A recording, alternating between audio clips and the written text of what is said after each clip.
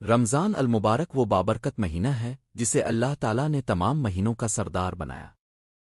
اس مہینے میں رحمت کے دروازے کھول دیے جاتے ہیں، مغفرت عام کر دی جاتی ہے اور جہنم کے دروازے بند کر دیے جاتے ہیں۔ یہ مہینہ صرف بھوکا پیاسا رہنے کا نام نہیں بلکہ اپنے دل، زبان، آنکھ اور اعمال کو اللہ کی طرف متوجہ کرنے کا نام ہے۔ رمضان ہمیں یہ سکھاتا ہے کہ ہم دنیا کی مصروفیات سے نکل کر اپنے رب کے قریب ہو جائیں، اور اس قربت کا سب سے آسان، سب سے طاقتور اور سب سے مؤثر ذریعہ ذکر اور دعا ہے۔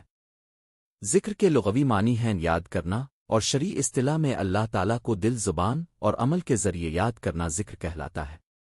قرآن مجید میں اللہ تعالیٰ بار بار ذکر کی تاکید فرماتے ہیں۔ اللہ تعالیٰ ارشاد فرماتے ہیں کہ سن لو، اللہ کے ذکر سے ہی دلوں کو سکون ملتا ہے۔ رمضان کا مہینہ چونکہ دلوں کی اصلاح کا مہینہ ہے، اس لیے اس میں ذکر کی اہمیت اور بھی بڑھ جاتی ہے۔ جو دل 11 مہینے غفلت میں رہے ہوں، رمضان انہیں جگانے کے لیے آتا ہے، اور ذکر اس بیداری کی کنجی ہے۔ رمضان میں ذکر کی ایک خاص فضیلت یہ ہے کہ اس مہینے میں نیکی کا اجر کئی گنا بڑھا دیا جاتا ہے۔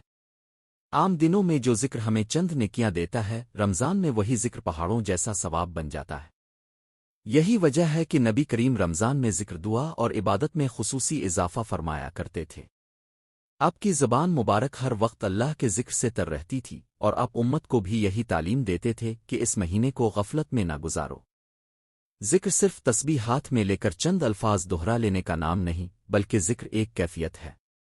دل کا اللہ کی طرف متوجہ ہونا، زبان کا اللہ کی بڑائی بیان کرنا، اور عمل کا اللہ کی نافرمانی سے رک جانا، یہ سب ذکر کے دائرے میں آتا ہے۔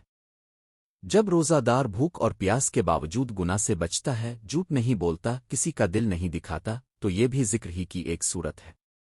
رمضان ہمیں سکھاتا ہے کہ ہماری پوری زندگی ذکر بن جائے۔ دعا ذکر کی سب سے خوبصورت اور عاجزانہ شکل ہے۔ دعا بندے کا اپنے رب سے براہ راست رابطہ ہے۔ اس میں نہ کسی وسیلے کی ضرورت ہے اور نہ کسی خاص زبان کی شرط۔ دعا میں بندہ اپنی کمزوری، اپنی حاجت اور اپنی بے بسی اللہ کے سامنے رکھ دیتا ہے۔ رمضان چونکہ قرب الہی کا مہینہ ہے، اس لیے اس میں کی گئی دعا کو خاص قبولیت حاصل ہوتی ہے۔ حدیث مبارکہ میں آتا ہے کہ روزہ دار کی دعا افطار کے وقت رد نہیں کی جاتی۔ رمضان ہمیں یہ موقع دیتا ہے کہ ہم صرف دنیاوی چیزوں کے لیے نہیں بلکہ اپنی آخرت کی اصلاح کے لیے بھی دعا کریں۔ ہم اللہ سے اپنے گناہوں کی معافی مانگیں، اپنے دل کی سختی کے ختم ہونے کی دعا کریں، اپنے اخلاق کے سنورنے کی دعا کریں، اور یہ دعا کریں کہ اللہ ہمیں رمضان کے بعد بھی نیکی پر قائم رکھے۔ اکثر لوگ رمضان میں تو عبادت اور دعا میں مشغول ہو جاتے ہیں، مگر رمضان کے بعد سب کچھ چھوڑ دیتے ہیں۔ اس لیے دعا میں یہ مانگنا بہت ضروری ہے کہ اے اللہ، ہمیں استقامت عطا فرما۔ ذکر اور دعا انسان کے ایمان کو مضبوط کرتے ہیں۔ جب انسان بار بار اللہ کو یاد کرتا ہے تو اس کا یقین پختہ ہو جاتا ہے کہ میرا رب مجھے دیکھ رہا ہے، سن رہا ہے، اور میری دعاؤں کو قبول کرنے والا ہے۔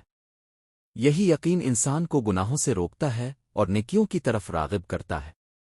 رمضان میں اگر ہم ذکر اور دعا کی عادت ڈال لیں تو یہ عادت رمضان کے بعد بھی ہمارے ساتھ رہتی ہے، اور یہی رمضان کی اصل کامیابی ہے۔ رمضان میں ذکر کی ایک بڑی برکت یہ بھی ہے کہ یہ دل کی بیماریوں کا علاج ہے۔ حسد، کینہ، غرور اور غفلت جیسی بیماریاں ذکر کے ذریعے کمزور پڑ جاتی ہے۔ جب انسان سبحان اللہ، الحمدللہ اور اللہ اکبر کہتا ہے تو اس کے دل میں عاجزی پیدا ہوتی ہے۔ یہی احساس بندگی انسان کو اللہ کے قریب کرتا ہے۔ آج کے دور میں خاص طور پر نوجوان نسل ذہنی دباؤ، بے سکونی اور الجھن کا شکار ہے۔ رمضان اور اس میں ذکر و دعا نوجوانوں کے لیے ایک عظیم نعمت ہے۔ اگر نوجوان اس مہینے میں موبائل اور فضول مصروفیات سے وقت نکال کر ذکر اور دعا کو اپنا لیں تو ان کے دل کو ایسا سکون مل سکتا ہے جو کسی اور چیز سے ممکن نہیں۔ ذکر انسان کو اندر سے مضبوط کرتا ہے اور دعا اسے امید دیتی ہے۔ آخر میں یہ بات سمجھ لینا بہت ضروری ہے کہ رمضان کا مقصد صرف چند دن عبادت کر لینا نہیں بلکہ اپنی زندگی کا رخ بدلنا ہے۔ ذکر اور دعا اس تبدیلی کی بنیاد ہے۔ اگر ہم نے رمضان میں اللہ کو پہچان لیا، اس سے بات کرنا سیکھ لیا، اس کے سامنے جھکنا سیکھ لیا تو سمجھ لیں کہ ہمارا رمضان کامیاب ہو گیا۔ اللہ تعالی ہمیں رمضان میں کثرت سے ذکر کرنے، دل سے دعا مانگنے اور ان برکتوں کو ساری زندگی کے لیے اپنانے کی توفیق عطا فرمائے، آمین۔